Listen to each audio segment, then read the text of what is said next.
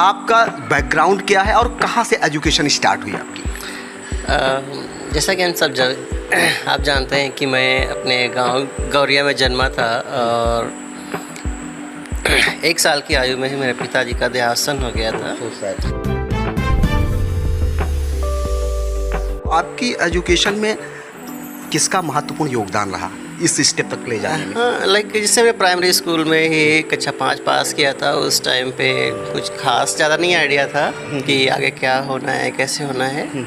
और चूँकि मैं अपने 5 भाइयों में सबसे छोटा था। कि हार्वर्ड यूनिवर्सिटी में अभी आपका सिलेक्शन हुआ है, वहाँ पे कुछ रेमुनरेशन भी मिलता है, वो पैकेज क्या है?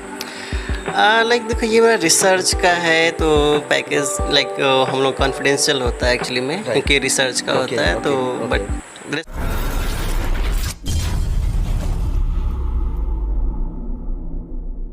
लहरों से डरकर नौका पार नहीं होती, कोशिश करने वालों की हार नहीं होती। दोस्तों, लाइनें तो आपने सुनी होंगी। ये लाइनें सटीक बैठती हैं उस शख्सियत पर जिसके साथ आज हम हैं और आपसे रूबरू भी कराएंगे, लेकिन थोड़ा सा परिचय हम इनका देते हैं, क्योंकि लहरों की बात इसलिए कही मैंने। ये लहरें वो नहीं हैं जो पानी में आती हैं, लहरें वो हैं जो चैलेंजेस के रूप में इन्होंने फेस की। वो चैलेंजेस क्या था? पॉवर्टी का था।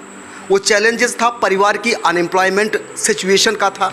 वो चैलेंज था प्रॉपर गाइडलाइंस का, क्योंकि ये गांव से बिलोंग करते हैं और आज उस मुकाम पर हैं जिसे सुनकर चौंक जाएंगे। जी हाँ, हम बात कर रहे हैं यंग साइंटिस्ट मुनीर खान जी की। मुनीर खान जी को हाल ही में अभी जो है मिनिस्ट्री ऑफ एग्रीकल्चर से एक बड़ा अवार्ड भी प्राप्त हुआ है और इस अवार्ड को देने के लिए बड़ी बड़ी जो हस्तियां थी वहाँ पे महाराष्ट्र के सीएम एकनाथ शिंदे भी थे। अगर बात करें एग्रीकल्चर मिनिस्टर की तो शिवराज सिंह चौहान थे, जो किसी परिचय के मोहताज नहीं है। वहीं दूसरी तरफ नितिन गडकरी जी जो सड़क परिवहन मंत्री हैं वो भी थे। उनकी गरिमा में उपस्थित में इन्हें अवार्ड दिया गया। वो अवार्ड किस लिए दिया गया? वो अवार्ड दिया गया soil quality control monitoring device बनाई है, वो किसानों के लिए बहुत हितकर है। खैर, ये तो एक छोटा सा अचीवमेंट है इनका, लेकिन काफ़ी अचीवमेंट इन्होंने किए। लेकिन शुरुआत से हम बात करेंगे। मुनीर जी, सर्वप्रथम आपका न्यूज़ ताबड़तोड़ में स्वागत है। Thank you so much. Munir ji, मैं चाहूँगा कि हमारे दर्शकों को, खासकर क्या है कि लखीमपुर के भी हैं, आपकी फेम केवल लखीमपुर खीरी को बिलोंग नहीं करती है। ये फेम एक वर्ल्ड वाइड बनी है, जो विभिन्न जो वेलफेयर के काम हैं मानव जीवन के, उनमें अति महत्वपूर्ण भूमिका निभा रही है। बहुत सी बातें करने से पहले मैं जानना चाहूँगा कि आपका बैकग्राउंड क्या है और कहाँ से एजुकेशन स्टार्ट हुई आपकी? जैसा कि हम सब आप जानते हैं कि मैं अपने गांव गौरिया में जन्मा था और 1 साल की आयु में ही मेरे पिताजी का देहावसान हो गया था। उसके बाद मैं अपने गांव के प्राइमरी स्कूल से ही प्राइमरी स्कूल से पढ़ाई किया और इंटरमीडिएट के लिए हम लखीमपुर के सिटी मॉन्टेसरी इंटर कॉलेज से इंटर किया था। और लाइक मेरा स्टार्टिंग से ही एक सपना था कि हम कुछ बड़ा करें।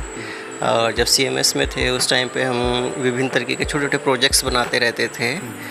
लाइक उनको मेरा मकसद था कि हम कैसे चीज़ों को प्रैक्टिकली अप्रोच करें, मतलब एक थ्योरेटिकली नहीं, कैसे हम चीज़ें जो हम पढ़ाई करते हैं उनको कैसे प्रैक्टिकली अप्रोच में कैसे ले सकते हैं। इसी मकसद से लाइक हम सिटी मॉन्टेसरी में किया तो वहाँ पे मुझे कई पुरस्कार मिले। और साइंस के साथ साथ मुझे लाइक निबंध लेखन में भी बहुत इंटरेस्ट रहता था और स्पीचेस, भाषण प्रतियोगिताओं में मैं काफ़ी पार्टिसिपेशन करता था, इसीलिए मुझे बाल रत्न अवार्ड मिला था। ये बाल रत्न अवार्ड कब मिला आपको? ये मैं 11th क्लास में था। हाँ, उस टाइम पे लाइक स्पीच कंपटीशन होता था तो उसको मैं पार्टिसिपेशन किया था और उसके लिए मुझे बाल रत्न अवार्ड, उसके बाद फिर यंग साइंटिस्ट युवा वैज्ञानिक पुरस्कार डॉक्टर APJ अब्दुल कलाम द्वारा मुझे 2013-14 में दिया गया था।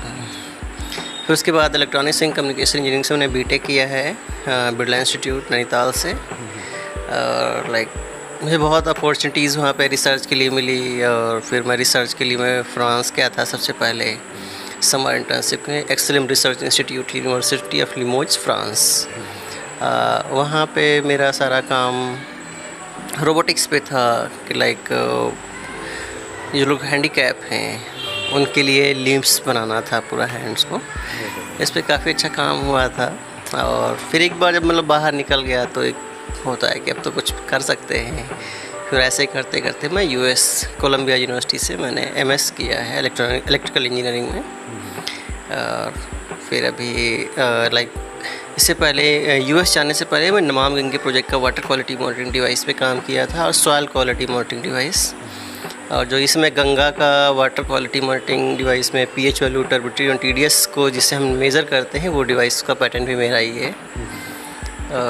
ऐसे सॉइल ये दोनों जो डिवाइसेस है पैटेंट हो गए? जी हाँ, दोनों डिवाइसेस पैटेंटेड हैं और सॉइल क्वालिटी इसी साल जनवरी में पैटेंट हुआ था। और उसी डिवाइस के लिए मुझे यंग साइंटिस्ट अवार्ड इसी साल भी 10 तारीख को मिला है। मुनीर जी यंग साइंटिस्ट तो बन गए, लेकिन उसके पीछे संघर्ष कितना था, किसका था और क्यों था, इस पे भी हम बात करेंगे। आपने बताया कि आपके पिताजी का जो है जब आपकी आयु 1 साल की थी, 1 वर्ष के थे, इंतकाल हो गया था उनका। न्यूज़ ताबड़तोड़ आपके पिताजी को विनम्र श्रद्धांजलि अर्पित करता है। 2 चीज़ें हमें देखिए आपके जो अभी आपने बताया कि एक तो जो आपको बाल रत्न मिला वो भी in the sphere of speeches, right. In fact if we talk about your sphere, your field, totally you are the scientist right now. तो दोनों में कंट्रास्ट है। क्या होता है कि जो स्पीचेज अच्छा देते हैं, आपने देखा होगा, obviously they become the leader, है ना।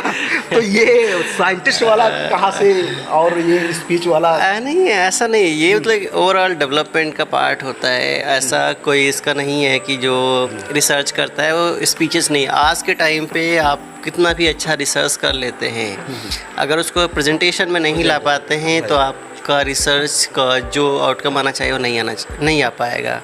हाँ, ये कुछ टाइम पहले तक होता था कि ठीक है चल जाएगा, लेकिन आज के टाइम बहुत कम्पिटिटिव वर्ल्ड है और इस कम्पिटिटिव वर्ल्ड में आपको होलसम सारी क्वालिटीज़ होनी चाहिए। आपको काम करना भी आना चाहिए, काम को दिखाना भी आना चाहिए। अगर ये दिखा नहीं सकते हैं तभी आप इस कम्पिटिटिव वर्ल्ड में पीछे रह जाएंगे।